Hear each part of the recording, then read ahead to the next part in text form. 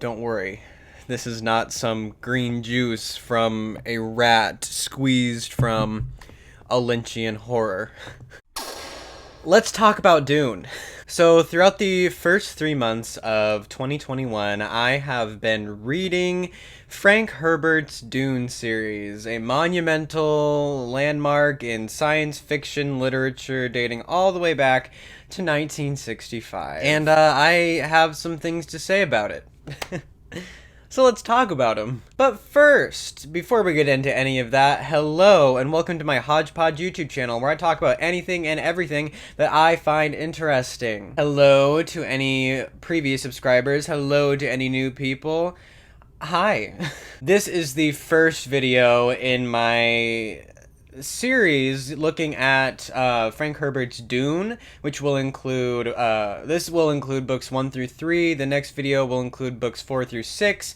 Eventually I'll look at the 3 prequels, the 1984 thing, the upcoming 2021 adaptation, as well as the Dune miniseries that aired on Sci-Fi and its sequel, Children of Dune, based on Dune Messiah and Children of Dune. So we have that to look forward to over the course of this next year. Jesus Christ, I'm sinking a lot of money into Dune. But anyway, let's get back to it. Dune was released in 1965 and is heralded as a science fiction masterpiece. For good reason. My first exposure to Dune was the now infamously deleted Lindsay Ellis video where she apparently went on a weirdly drunken rant about David Lynch's 1984 film of the same name. And it did not give me high hopes for this story. I know she emphasized in that video that the two things were basically not the same, and that the movie was basically a Cliff's Notes version of the book. And having looked at both, that is a more than fair comparison to make. So I'm gonna see if I can tell you what Dune is about in less than a minute. Okay, let me get my timer here. All right. And oh god, I don't know if I can. There's too much. Fuck it. Okay. So there's this really precious powder of life called like spice melange, and it like allows people to like fold space, but it's also like really important to the Bene Gesserit, who are like trying to use it to like come up with this male heir called the Kwisatz Haderach, who basically has their powers but is a male. Yeah, and there's also Paul Atreides, who's basically going to be like the Kwisatz Haderach because he's the main character, whatever. And so there's also this Baron, his name is Baron Vladimir Harkonnen, he's the bad guy, he is like the sworn enemy of the Atreides, who is like Paul's house. And so there's like this inside plot where they plan to like kill all of the Atreides line, but Paul and Jessica end up escaping, and they go and live with like these backwoods people called the Fremen for a few years, and Paul basically discovers that his legacy lies with the Fremen, and he meets this woman named Chani who he marries, and like they plot for a while, and he like brings up his like true potential as the Kwisatz Haderach. He becomes Paul Muad'Dib, and yeah, oh my god, okay, I got most of it. Okay, that wasn't very graceful, but like that is the gist of the plot. It is a very basic hero's journey story, starting from the top, going down, and then coming back up to the top again. You know, very, very basic, let's return to stasis type story. There's a lot of dense talking in Dune, especially in the first part. When they just arrive on Arrakis. Arrakis is the planet, the desert planet that they nicknamed Dune, lovingly, I assume. There's just a lot of like diplomatic talking about, and that's like where the world building comes in. That is how Herbert gets across all of the inner workings of the planet to the reader by explaining it to Paul and his father Leto Atreides. And apparently, oh my god. But the ecosystem on Arrakis is like very, very sensitive. Since it is like a desert, there are very few plants, although the Fremen are planning on like rebuilding the plant-like ecosystem that existed thousands of years in the past before all of these like big companies, the Empire. This came before Star Wars. The Empire and the Emperor decided to mine the planet for its spice because it's such a valuable resource. But there are these worms on Arrakis that burrow. They are the makers of the spice, and they are also the most lethal creatures on the planet. What's cool about these worms, though, is that they aren't like total enemies. They like do every once in a while destroy some of the Atreides or the Empire's equipment just because rhythmic vibrations draw them. But the Fremen, when Paul and Jessica go to live with them for years, find out they are explained to that if you walk in a regular pattern, they won't find you. But the worms can also be ridden, in which is a rite of passage in the Fremen for like any boy becoming a man. They have to like prove that they can like ride the worm. Oh god, out of context, that is so weird. There are also a lot of characters in Dune. I've already mentioned Paul and Jessica and Chani and Leto and Baron Vladimir Harkonnen.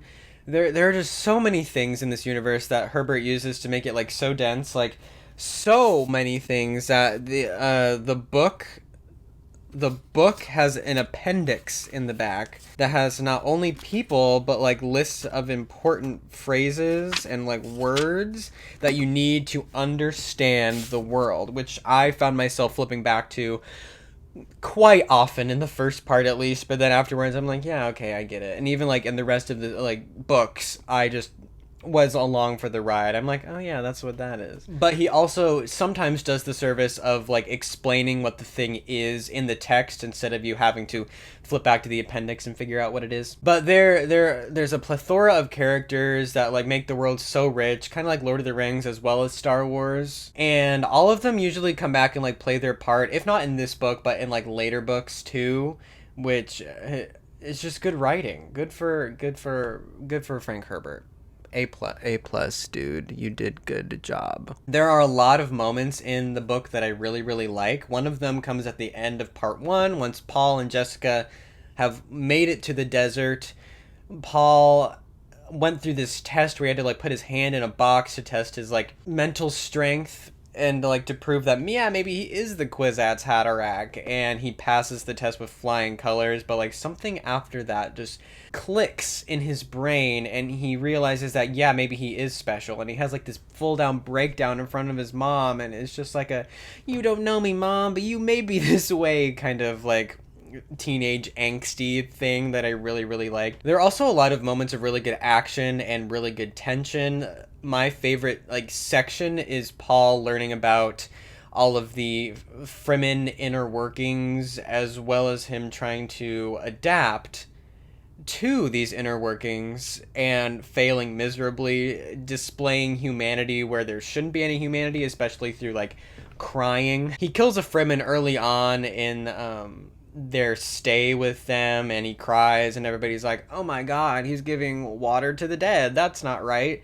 Because on a desert planet, you need to be saving your water in order to survive. And so like shedding any excess water is considered frivolous and kind of weird. All of the people who can afford to wear them wear these things called still suits, which are basically like skin tight scuba outfits that collect any sweat, any perspiration that you exude from your body, and like repurposes it so you can like drink it and like never lose a lot of your water, so you can stay safe for days on end. Because if you don't have a still suit, you're f***ed.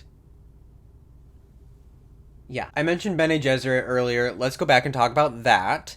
Lady Jessica came from this school called the Bene Gesserit, which is basically like a nunnery. That's the best way I can describe it. They have their own special outfits, their own special teachings. A lot of people think that they're witches because they implement this thing called the voice. And the voice is like this power that you can be trained to use in order to get people to do what you want. And it's like a very subtle change of voice. Like I could be talking with you casually, and like I might sit up straight and just be like a little more booming, like you will go do this. It's a lot like the Force, before the Force. Frank Herbert's estate, please go sue someone.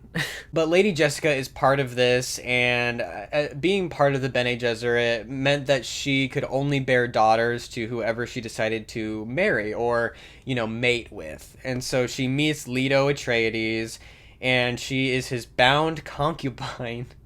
So not technically his wife, but the father of his children. But she loves him so much and wants to keep the Atreides line going that she just chooses to give birth to a son, and that son just happens to be the master of all things. And so Dune implements very much a chosen one narrative, but like flips it on its head like any good series would. We're going to be talking about that a little bit later once we start talking about Dune Messiah and Children of Dune. But while all this Paul Freeman stuff is happening, the Harkonnens are like building their own super weapon, their own version of the Kwisatz Haderach. His name is Fade Ratha. I'm just gonna call him Fade. Fade. Fade is like genetically engineered to be like this great fighter and possibly the next Kwisatz Haderach, but his own downfall comes in his own hubris, as at the end of the book, Paul literally slays him after a book's worth of build-up. And like Paul is like this scrawny little guy, and Fade is like this kind of guy, and Paul just like kills him easy. Oh yeah, see, here's little Paul. Here's little Paul in his still suit. So cute. This is Kyle MacLachlan as Paul from the 1984 Lynchian horror. Yeah. I found this at a vintage stock for $5. And according to the Funko website, he is worth $5. So, there's also this device that Frank Herbert uses throughout the story where, like, anybody... It's not told from, like, a first-person point of view. It's not told from Paul's point of view, but it's more like third-person omniscient, where he is able to get into the head of any of the characters at any point in time, and their thoughts are written in italics. And I swear to God, everybody has something to say throughout this story, whether or not it's explained later or explained, like, immediately right after. And then, of course, the David Lynch movie uses this to not so great effect, and, anyway, we're going to talk about that later. God damn it, I have to just stop thinking about the movie. It's just so easy, because I hate it. So, I like the way a lot of that this book was written, minus, like, the thoughts of each of the characters going on at all times, but, like... And it can be dry at moments, especially in the first half during, like, all of their conversations. But, like, once part two, comes out, it just, like, picks the up. And it's just great. It is a great thrill ride for, like, anybody and everybody. And it's just great. I recommend Dune if you want just, like, an open and shut, one story go of a hero's journey that is pretty much complete. But if you don't want that, there's Dune Messiah, which completely and utterly destroys Paul's hero's journey. So Paul has his sister named Elia, and she was like 2 or 3 at the end of the last book, and she became aware in Lady Jessica's womb after Lady Jessica became like one of the Fremen's like witchy people. She drank like the spice in like this water form, and then Elia became conscious, and she came out and she was able to talk and have like thoughts of like all of her previous ancestors, and people label her an abomination, which is something she carries around for the rest of her life. But anyway, Elia is kind of a major player in this story and an even bigger player in Children of Dune, but we'll get there. So it is like, oh, how long? It's like 20 years in the future. Paul is having relations with Chani, but he was promised this princess named Irulan, whatever, at the end of the first book, and he's like legally married to her, but chose not to have any intimate relations with her because he loved Chani and not Irulan. He married her for the title so he could be like the Lord and Master of the universe. But through his own prescience as the Kwisatz Haderach, he is able to tell that sometime in the future, Chani is going to bear him children, and she's going to die in childbirth. And so he keeps prolonging the inevitable. And we find out that Irulan is also giving Chani some kind of like infertility drug in her food, so she won't be able to like bear him any heirs, because Irulan wants that good old Atreides dick so bad that she will do anything to get Paul in her bed. And now that I'm like thinking back on it, not a lot actually happens in Dune Messiah except setting like putting the pieces in place for Children of Dune, which debatably is the much denser work. So the important events that happen in Dune Messiah are that Duncan Idaho, who was a character in the first one, died, and he came back as a Gola, which is basically like a ghost. But like, he's still human, he's still flesh and blood, but he just does not retain many of the memories that he had before. He's just different now. And Alaya falls for him, and the two of them eventually become a couple. Also, at the end, or towards the end, Paul becomes blind due to some like terrorism act, but he can like see better than ever now. He can still see despite not having his eyes because he has the prescience. He is the one. He is the Kwisatz Hatter. Also, Chani gives birth to Leto II, Paul's son, as well as his twin sister Ganima, and they are also born with prescience, like Paul was, except to a more degree. At the end, it kind of gets confusing because Paul can like see the world through like his like the baby's eyes, but like he can't. After he comes back, he feels like he can't see things anymore. Like he inherited, passed it on to them. If I interpreted that right. I hope so. But like before Paul leaves, he's just like, Erlon, you have to take care of these kids like they were your own. Alaya, please help her. And they're like, yeah, okay. And that is true for one of them going forward. Not both. I think I read Dune Messiah in like literally 2 weeks because it is just like it's a much faster read, and there's a lot less dense things going on in this story than the first one or the one after it. It is also the shortest out of all of them by like at least a good, I would say 150 pages or so. It is just a swift read, and I probably like this one the most so far because of just how human Paul feels. He doesn't feel like this like teenager that conquered worlds. He feels more like this like middle-aged guy who just does not know what's going on in his life, loves the people that he loves, and does not want to see them get hurt. And that is just like good character development. That is a natural progression for Paul's character to go. However, Children of Dune happens, and everything is out the window. So Lady Jessica is back. And she does not like the way that Alaya has been running things in Paul's stead since he walked out into the desert. And Alaya is kind of going like a little crazy with her like abomination-ness. She cannot feel the prescience like Paul did, but she fears that Leto II and Ganima are plotting to overthrow her, and this doesn't help because like when she opens herself up to like her previous lives, the Baron Vladimir Harkonnen like comes back to her and is basically like, yeah, let me just like settle into your brain with you and we'll make decisions together. And for some reason she's like, yeah, okay, because it turns out that the Baron Vladimir Harkonnen is her her grandfather, I believe, and is like the father of Lady Jessica, if I remember right. Through like the Bene Gesserit's like breeding program to create the all-powerful male being.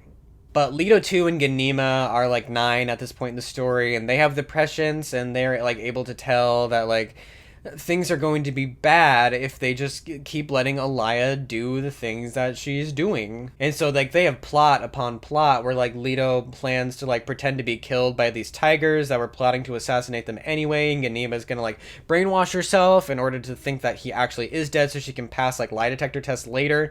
And so like then Leto II can come back and like conquer the world. But on top of that, there's this new character called the Preacher who's like going out and sowing seeds of discord against Alaya and the Atreides family, but like everybody suspects that it's Paul, but then it's confirmed later that it is Paul, and you're just like, wow, how far Paul has fallen from his original place as like this like plucky little 16-year-old in the first Dune to like this like 60-year-old man who's like preaching against his family in Children of Dune. But like even if we look at not just Paul's character arc, but if we look at Alaya's character arc as well, as like this weird like little 3-year-old growing into like this 16-year-old who's just in love all the time, and to like this battered 20 something who is just eager to have all the power to herself. It is that selfishness, that greed that ends up killing her and Paul, basically, in one fell swoop at the end of the book. But I like Children of Dune for the amount of world building that it does for the series. We find out that, like, through some, like, evolutionary track, that the sand trout that are on Arrakis are, like, a deviation from the worms. They like have like a common ancestor way in the back, and so like one of them produces spice, but another one, if you like keep them like near your skin, they'll attach to you, and you'll become like this mega super being, which Leto 2 does, and that is how he's able to unlock his full power of prescience. Yeah, it's wild. But we also learn that like a lot of people are afraid of the Atreides family and how they're just so different, how they have been genetically engineered to rule the universe, and how that's like really scary, and how Paul was well, I guess Lady Jessica technically was the one to unlock that full potential. And even though the Bene Gesserit were just like, yeah, let's do it, once it like comes into practice and they're not like the actual like leaders of the gene pool anymore, they're just like, we have to kill them all. Nothing is good for anybody in this story. I love it. Also, like, this is kind of like weaved throughout the story. There's this third house. There's House Atreides, House Harkonnen, and House Carino. I'm gonna say Carino. That is like battling to like take over the throne of like space and time again. And I have a feeling that goes into play later in the series.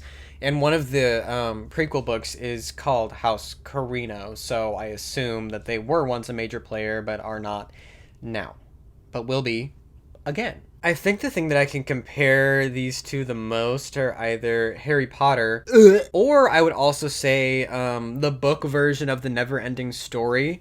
I know a lot of people have seen like the 80s movie that I think literally came out the same year as Dune, but that one also has a very typical like hero's journey story. There's this character, they start in a place, they go to a low place, and then they come back to a high place. But that's the movie. If you look at the book, it keeps going in how like absolute power corrupts absolutely. And that is also what is at play here in the Dune series. With all the power in the world to do and like lead however you want, who is going to keep you in check except yourselves? Paul is interesting because he at least has Chani to keep him in check, because she is just as politically savvy as him. Alaya does not have anybody to keep her in check. Yeah, there's Dunk in Idaho, but she doesn't want to listen to him because once she's taken over by the Baron, all hell breaks loose, and she doesn't want to listen to anybody and would rather die ruling tyrannically than lose the power. And I also have this really sneaking suspicion that Leto 2 is going to like live forever. Because once you put that like the sand trout on your skin, you're not gonna die anytime soon. But I really hope that he doesn't become sort of like some weird tyrannical dictator.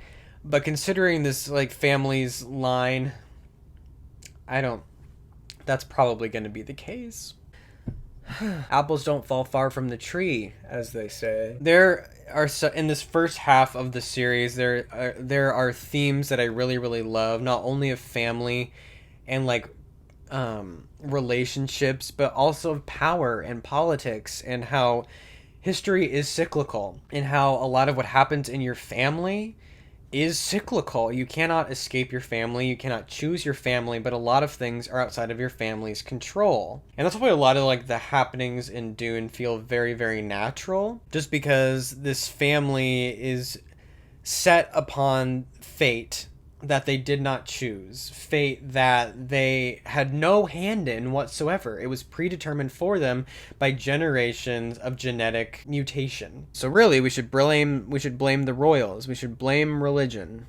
Oh yeah, religion's also another theme, because it shows like the power that religious zealots would hold. Because not only do we have like the Bene Gesserits, which are like, you know, the witches, and they have like genetic power over the royals, the ruling class of the universe, but also we have Paul as the preacher later, who develops this following as he's speaking against the people in charge.